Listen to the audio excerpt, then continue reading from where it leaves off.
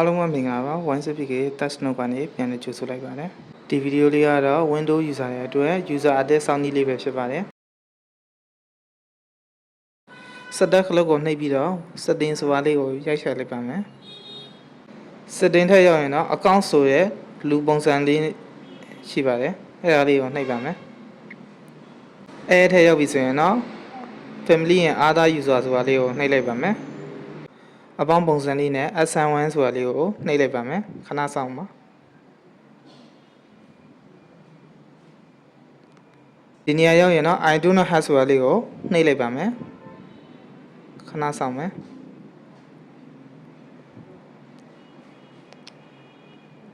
add a user what else ဆိုတာလေးကိုနှိပ်ပါမယ် user မနေနေရာမှာကိုပေးရှင်တဲ့ user နာမည်ပေးလိုက်ပါကျွန်တော်ကတော့ new ပဲပေးလိုက်ပါမယ်ဒီနေရာမှာ password ရိုက်ထည့်ရမှာဖြစ်ပါတယ်ကျွန်တော်ကတော့ user ဆိုပြီးပဲပေးထားပါတယ် re-enter မှာလည်း user ပဲပြန်ထည့်မယ်ဒီအောက်မှာဆိုရင်တော့ question လေးတွေကိုဖြည့်ပေးရမှာဖြစ်ပါတယ်ဒီဟာလေးတွေကတော့ password မေးသွားခဲ့သည်ရှိတော့ password ကိုဒီဟာလေးတွေနဲ့ပြန်ပြီးတော့ယူလို့ရပါတယ်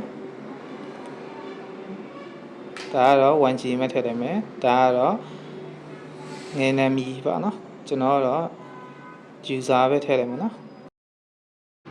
ပြီးရင်တော့ next button ဆိုတာလေးကိုနှိပ်လိုက်ပါဒါဆိုရင်တော့ user အသစ်ရတော့ပြီဖြစ်ပါတယ်အဲ့လိုဆိုရင်ကျွန်တော်တို့ကဒီ user လေးအတော့ဖြစ်မဖြစ်သိရအောင်လို့ Windows ရဲ့ area ကို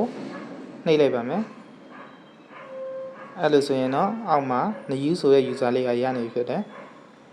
အဲ့လိုဆိုရင်ဒီ new user လေးကိုကျွန်တော်တို့က password ရိုက်ထည့်ပြီးတော့ဝင်ကြည့်လိုက်မယ် password ကတော့ user ဖြစ်တယ်enter ခေါက်လိုက်မယ်အဲ့လိုဆိုရင်တော့ဒီ welcome ဆိုတာလေးကခဏစောင့်ရမှာမယ် user အသစ်ဖြစ်တဲ့အတွက်ဒီအချိန်မှာတော့ကွန်ပျူတာကိုလုံးဝမပိတ်ပါနဲ့သူကလည်းကွန်ပျူတာကိုမပိတ်ဖို့ပြောတာပါခဏစောင့်ပါမယ်မကြပါဘူး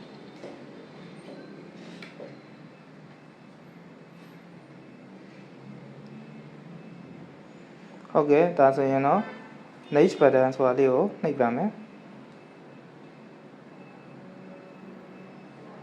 နောက်ထပ် next ကိုပဲနှိပ်မယ် access ဆိုတာလေးကိုနှိပ်ပါမယ်ဒါဆိုရင်တော့ user အသစ်လေးကအသုံးပြုလို့ရပြီပဲဖြစ်ပါတယ် new user ကိုဖြစ်ရှင်ရင်တော့ remove ဆိုတာလေးကိုနှိပ်လိုက်ရင်ရပါပြီအဲ့လိုဆိုရင်တော့ new user ပြတ်သွားမှာဖြစ်ပါတယ်အားလုံးလည်းအဆင်ပြေမယ်လို့မျှော်လင့်ပါတယ်ဗီဒီယိုလေးကိုဆုံးအောင်ကြည့်ပြီးခဲ့တဲ့တယောက်ချင်းစီတိုင်းကိုကျေးဇူးတင်ပါတယ်နောက်ထပ်ဗီဒီယိုတွေမှာပြန်ဆုံကြပါမယ်